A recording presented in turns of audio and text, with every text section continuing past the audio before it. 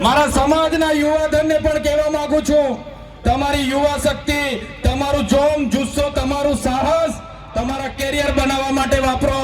તમે ઉઠી બેઠા બાઈકો લઈને પ્રવાસમાં નીકળવાનું, પાર્ટીઓ કરવાની, જલસા કરવાની, નાચવાની, કૂદવાની ચામધામની યાત્રા બંધ કરી દેજો. આ વડીલોને પણ હું આગ્રહ કરું છું, આવા રખડતા છોકરાઓને ઊભા કરી દો, એમને ભણાવો, ગણાવો, એમનું કેરિયર બનાવવામાં આપણે લગાડવું પડશે. જે લોકો આપણા આદિવાસી સર્ટી પરથી નોકરી પર લાગેલા છે, એ નોકરી કરનારા મારા સાથી મિત્રોને પણ હું બે હાથ જોડીને વિનંતી કરું છું. આદિવાસીના દાખલા પર આપણને નોકરી મળી છે, આપણને શિક્ષણ મળ્યું છે, ત્યારે આદિવાસીની અસ્મિતાનો સવાલ હોય, આદિવાસી સંસ્કૃતિ બચાવવાની વાત હોય, આદિવાસીની જળ જંગલ જમીન બચાવવાની વાત હોય, તમામ લોકોએ આવનારા દિવસોમાં એક મંચ પર આવવું પડશે અને તમને કંઈ થશે તે દિવસે આ ભીલ પ્રદેશ મુક્તિ મોરચો તમારી હાથે આવીને ઉભો રહેશે. હું ધારાસભ્ય બન્યો છું, સમાજના આદિવાસી દાખલા પરથી હું ધારાસભ્ય બન્યો છું. મારી ડેડિયાપાડાની બેઠક આદિવાસી રિઝર્વ બેઠક છે અને સમાજની દેનથી, સમાજના આશીર્વાદથી હું ધારાસભ્ય બન્યો છું. એટલે સમાજ માટે બોલું છું. તે દિવસે મારી પાર્ટી મારા આદિવાસી સમાજ માટે બોલતા રોકશે, તે દિવસે પાર્ટીના ઝંડા અને પાટિયા સૌથી પહેલા ચૈતર વસાવા ઉતારી દેશે.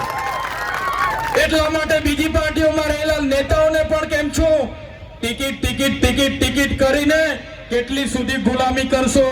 ટિકિટ તમે આપશે પાર્ટી, તમે ફોર્મ ભરશો, પણ જે દિવસે આદિવાસીનો જાતિનો દાખલો નહીં હોય તે દિવસે તમારું ફોર્મ પણ પાસ થવાનું નથી. એટલા માટે ઘણા લોકોને મારી વાત કડવી લાગશે. બેન્ડ વાળા મિત્રોને પણ કેમ છું, આદિવાસી વિસ્તારોમાં 250 બેન્ડ છે. 250 બેન્ડના જે મેન છે રોકીસ્ટારના બેન્ડ પિન્ટુભાઈને પણ વિનંતી કરું છું, 1.5 લાખ રૂપિયા, 1,20,000, 1,30,000 આટલી બધી ફી લેવાનું તમે પણ બંધ કરજો. બહુ બધી રજૂઆતો આવે છે, એટલે બેન્ડ વાળા મિત્રોને પણ વિનંતી કરું છું, માપનું ડીજે રાખજો, માપનું સાઉન્ડ રાખજો, માપના કલાકાર રાખજો, પણ આપણા લોકોને પોસાય ભાવ રાખજો. નહીં તો આવનારા દિવસોમાં આ વિસ્તારમાંથી બેન્ડ વાજા પણ અમે બહિષ્કાર કરીશું. મારા યુવાન મિત્રો, 11 વાગ્યાથી નાચવા પડો છો, 5 વાગ્યા સુધી નાચો છો, કૂદો છો. કુદરતની દેન છે આદિવાસીઓ પર. આખી રાત નાચશે પછી પણ થાકશે નહીં. પણ નાચવાની સાથે સાથે તમારું લક્ષ્ય શું છે, તમારો ધ્યેય શું છે, એ તમારે નક્કી કરવું પડશે. અને અહીંયા વડીલો, માતા બહેનોને પણ વિનંતી કરું છું, તમારો છોકરો આઈફોન લઈ માગે, KTM લઈ માગે, R1 લઈ માગે, જે પણ લઈ માગે, એને તમે પહેલા ભણાવો, ગણાવો, એને એની કારકિર્દી બનાવો, પછી એને તમે તમારી બાઇક લઈ આપવાની, 4 વ્હીલ લઈ આપવાનું હોય તે કરજો. પણ આપણા બાળકોને શિક્ષિત કરવાની જવાબદારી આપણી બધાની છે. મિત્રો, આદિવાસીની પરંપરાઓ, આદિવાસીની સંસ્કૃતિ, આદિવાસીના રૂઢિ પ્રથા, આદિવાસીની પૂજા વિધિ, હમણાં મહારાજે કીધું, ભગવાન એટલે કોણ? ભ એટલે ભૂમિ, ગ એટલે ગગન, વા એટલે વાયુ ને ન એટલે નીર. ભગવાન, જેનાથી માનવીનું જીવન અશક્ય છે, જેના વગર આપણે જીવી નથી શકતા, એ ભગવાનની પૂજા કરતો આદિવાસી સમાજ આવ્યો છે. એ પ્રકૃતિની પૂજા કરતો આદિવાસી સમાજ આવ્યો છે. આદિવાસી સમાજ આજે પણ સૂર્ય, ચંદ્ર, ગગન, ભૂમિ, પહાડ, પેડ, નદી, નાળાને પૂજનારો છે. આપણો માટનીય દેવ, આપણી લીલીચારીનો દેવ, આપણો ગમાણ દેવ, વાઘ દેવ, હિમાલય દેવ આજે આપણે બધા ભૂલતા ચાલ્યા છે.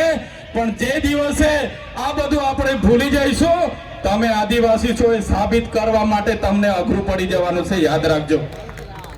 આજે આદિવાસીઓ માટે દાખલા માંગે છે, સાબિતી માંગે છે, ત્યારે મારા તમામ વડીલો, યુવાનો, માતા બહેનોને વિનંતી કરું છું, નવી સંસ્કૃતિ, નવા રીત રિવાજો, નવી વિધિઓ આવશે, પણ આપણી જન્મની વિધિ, છઠ્ઠીની વિધિ, આપણી મરણની વિધિ, આપણી લગ્નની વિધિ અલગ છે.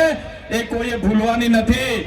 તમને કડવી લાગશે, ચૈતરભાઈની વાત બધાને કડવી લાગશે, પણ તમને એ પણ ખુલાસો કરું, જ્યારે તમે દવા પીવશો, બીમાર પડો ને દવા આપવામાં આવે, દવા કડવી લાગશે, પણ એ તમારો ઈલાજ થાય છે. એ જ રીતના કહેવા માંગુ છું, આવનારા દિવસોમાં આદિવાસી તરીકે જો તમારા રીત રિવાજો, તમારી રૂઢિ પ્રથા, તમારી પૂજા વિધિ, આપણી આ જો આપણે બધા ભૂલી જઈશું તે દિવસે આદિવાસી તરીકે આપણે મટી જઈશું અને ચોપડાઓમાં અને મ્યુઝિયમમાં આદિવાસીઓ રહેશે અને આપણા લોકો આદિવાસી તરીકે મીટી જશે.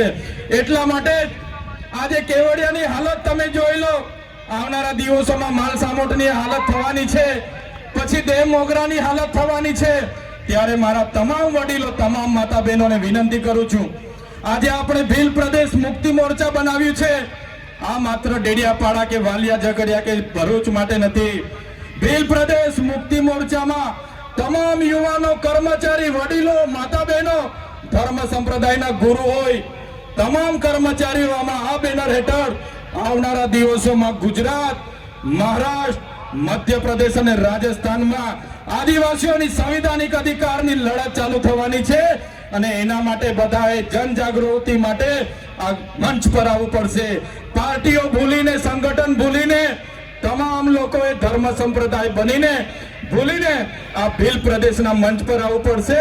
ત્યારે જ આવનારા ભવિષ્યમાં આપણે ભીલ પ્રદેશ રાજ્ય બનાવીને રહીશું. મિત્રો, આજના મંચ પરથી કહીએ છીએ, અમે જ્યાં સુધી જીવીએ છીએ ત્યાં સુધી ભીલ પ્રદેશ માટે લડીશું અને પ્રકૃતિની દયા હશે, જીવતા જીવ ભીલ પ્રદેશ રાજ્ય બનાવીને આ ધરતી પરથી જઈશું.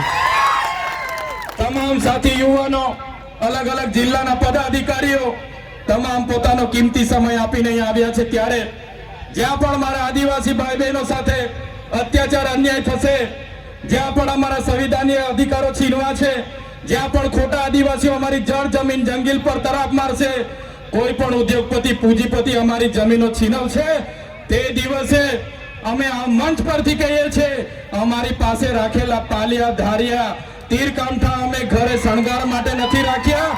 તે દિવસે અમે તાલિયા, કાંઠ, બધું તીર કામઠા, પાલિયા ચલાવવા ખચકાશું નહીં.